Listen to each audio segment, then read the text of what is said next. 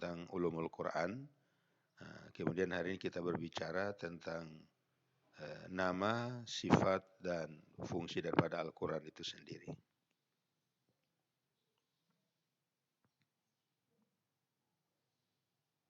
Perlu diketahui bahwa Al-Quran mempunyai beberapa nama yang sekaligus dia juga mempunyai fungsi dan juga sifatnya. Jadi perlu diketahui bahwa Al-Quran itu pertama namanya Al-Quran sendiri, ya, Al-Quran sendiri. Dalam Al-Quran Allah katakan, penamaan Al-Quran itu dikatakan oleh Allah dalam Al-Quran sendiri, Inna hadzal Quran yahdi lillati hiya aqwam wa yubashshiral mu'minina alladziina ya'maluna shalihati anna lahum ajran kabira. Yang artinya sesungguhnya Al-Quran itu memberi petunjuk ke jalan yang lurus. Ya. Itu terdapat dalam surat Al-Isra ayat 9. Kenapa kitab ini namanya Al-Quran? Karena kitab suci yang terakhir ini berfungsi sebagai bacaan sesuai dengan arti kata Al-Quran itu sendiri. Jadi Al-Quran itu sendiri itu artinya bacaan. Tetapi perlu diketahui para mahasiswa sekalian bahwa tidak semua bacaan itu disebut Al-Quran. Harus difahami itu, jangan sampai lalu dikatakan bahwa karena Al-Quran itu artinya bacaan, lalu semua bacaan yang dibaca apakah Quran atau buku-buku dongeng dan lain sebagainya lalu disebut Al-Quran, tidak. Ya.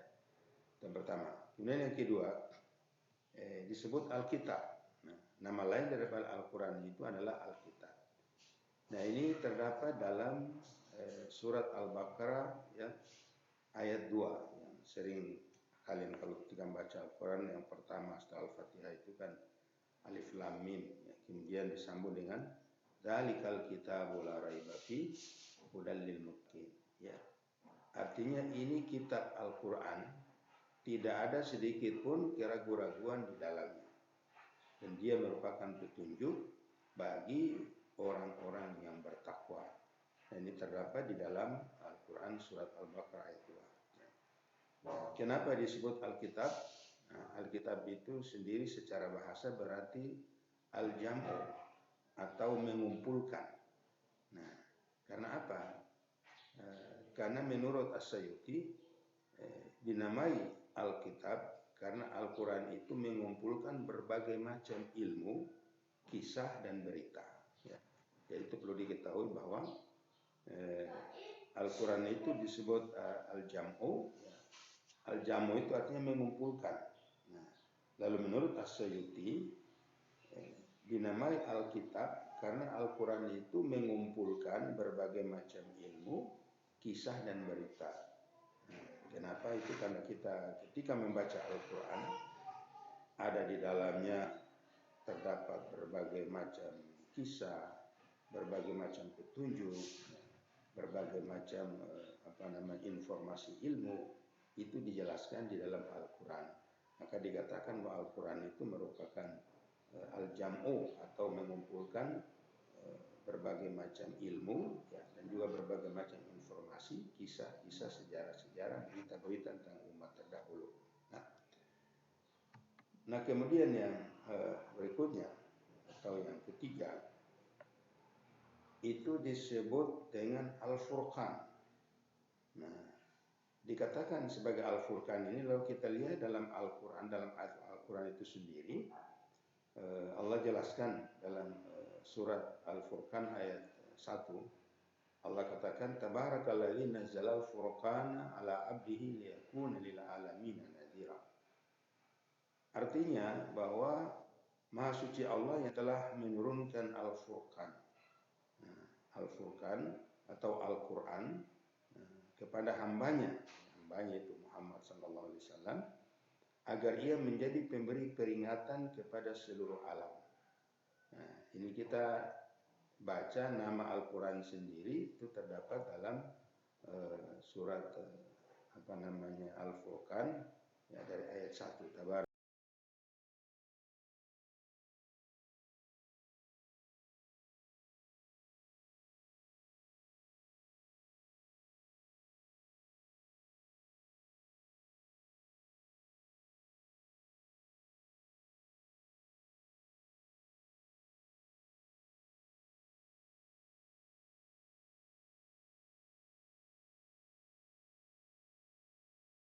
sesungguhnya kamilah yang menurunkan al-dzikra atau Al-Quran itu, kemudian kami sendiri yang memeliharanya.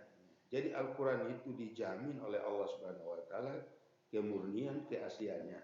Nah, ini dijamin dalam ayat ini. Jadi makanya Al-Quran itu kapanpun, dimanapun sampai dunia kiamat, kalau seandainya ada orang-orang tertentu yang punya niat, punya itikad untuk mau berubah itu Al-Quran, memalsukan Al-Quran itu, jelas itu tidak bisa. Karena apa? Dijamin oleh Allah. Nah, dijamin oleh Allah Subhanahu wa taala itu kemudian juga diberikan kita sebagai umat Islam, diberikan kemampuan, ya, diberikan kemampuan bisa menghafal Al-Quran itu 30 juz. Bayangkan itu, ya.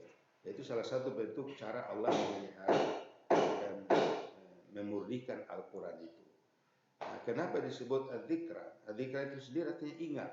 Nah, maka dinamakan adzikr karena di dalam kitab suci ini terdapat berbagai macam pelajaran-pelajaran, nasihat-nasihat, kisah-kisah tentang umat-umat masa lalu yang intinya untuk apa? Untuk mengingatkan kita kepada Allah Subhanahu wa taala. Itu yang keempat, ya. Kemudian yang kelima itu disebut at-tanzil. Al-Quran itu sendiri dikatakan at-tanzil. Nah, at-tanzil itu kalau kita lihat di dalam firman Allah Subhanahu wa taala yang menjelaskan tentang penamaan Al-Quran dengan at-tanzil itu di dalam surat Asy-Syu'ara, ya, ayat 192. Di sana Allah Subhanahu wa taala mengatakan begini, wa innahu latanzilu rabbil alamin, ya. Saya ulangi, wa innahu latanzilu rabbil alamin. Artinya bahwa sesungguhnya Al-Quran ini benar-benar diturunkan oleh Allah, oleh Tuhan semesta alam. Nah, perlu kita ketahui bahwa tanzil itu artinya yang benar-benar diturunkan.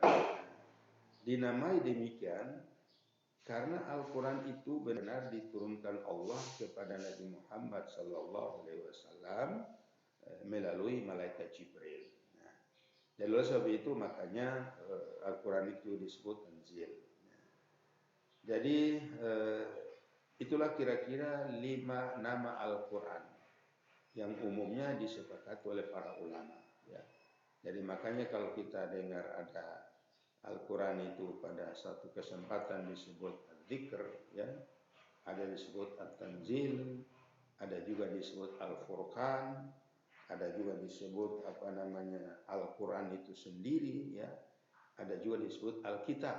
Nah, saya punya pengalaman ketika saya masih bertugas di Papua, dan kemudian waktu saya mengisi siaran kuliah subuh di RRI, ya. Lalu ketika waktu itu kan naskah itu siaran itu harus diperiksa dulu oleh orang petugas RRI, ya.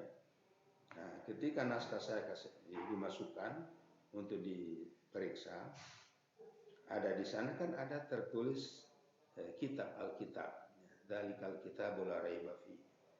Nah, kemudian kepala RRI yang bersangkutan mengatakan pada saya begini, Pak Ustadz, kalau boleh kata Alkitab ini jangan dipakai, karena Alkitab itu adalah istilah dalam agama Kristen yang disebut Alkitab, Injil mereka sebut Alkitab.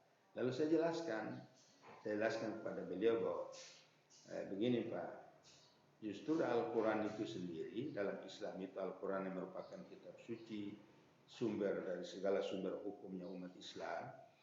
Nah, itu Alkitab itu sendiri adalah merupakan salah satu nama lain daripada Alkitab, ya, nama lain daripada Al-Quran.